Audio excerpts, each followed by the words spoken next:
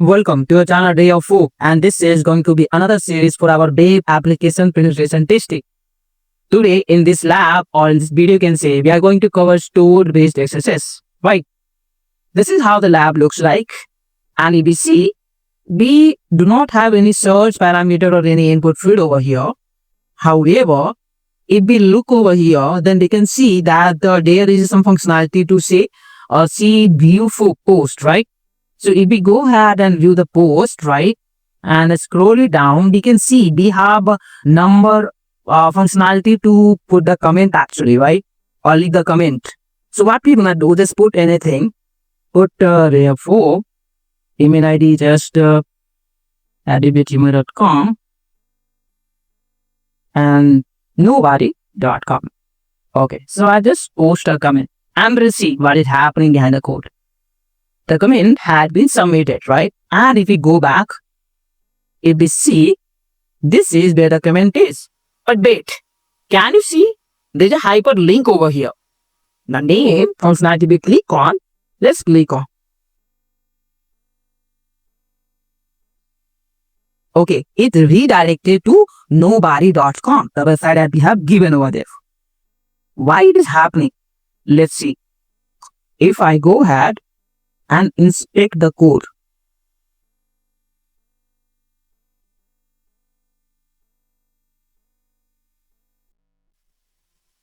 okay, so now this is where they are using the code, and this is in the href tag actually. But let's see, as if I'm a fresher and I don't know what is this doing actually. So what I'm gonna do, I just copy this like this. Copy. Okay, I have put in a comment over here or prompt. Is this code vulnerable for XSS? Okay. So when I ask ChatGPT to tell me about it, what I'm getting is not vulnerable for XSS by itself. Here is why.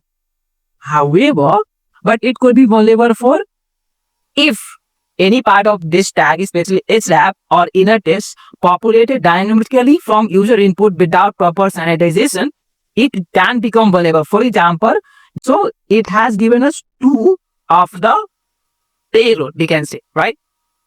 Now, if I go ahead and copy one of the code from here, and then in comment section, if I put like ABC, AC, name, ABC, email, gmail.com, and in website section, I'm going to put this and post a comment.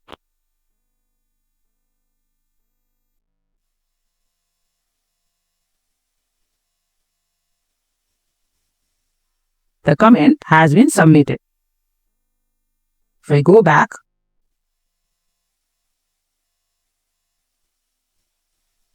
the pop-up, we got it.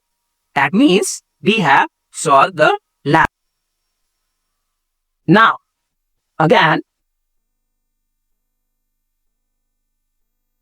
if I ask this, copy here, why this hello works in website section and the, okay, now, okay, we got it. But the payload JavaScript allowed works in certain website section because how browser it interpret JavaScript. URL when place attribute into href or HRC. Here is the diagram. JavaScript is a URL schema that tells the browser to execute a following JavaScript code when used an attribute like this. Taking the link causes the browser to execute allowed one rather than navigating to another page. So,